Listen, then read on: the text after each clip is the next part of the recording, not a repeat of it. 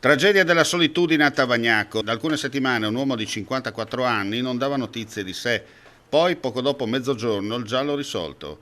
L'irruzione, sfondando la porta d'ingresso, da parte dei carabinieri del radiomobile di Udine, allertati da alcuni passanti per l'odore nauseante uscire da quella piccola abitazione in via Matteotti, incastonata nella centra del borgo rurale. I militari, davanti ai loro occhi, hanno trovato una scena horror.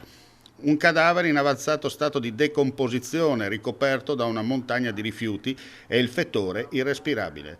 Sul posto celermente i vigili del fuoco con 2 squadre, una volante della questura e il servizio delle pompe funebri per la rimozione della salma. La vittima, Ilario Zuliani, viveva da sola e la morte, sarà l'autopsia a chiarire tutte le dinamiche, potrebbe essere stata causata da un malore fatale che non gli ha lasciato scampo. Dopo il nulla osta da parte del magistrato di turno, quel che restava è stato recuperato e portato all'obitorio di Udine in attesa, come detto, dell'ispezione cadaverica.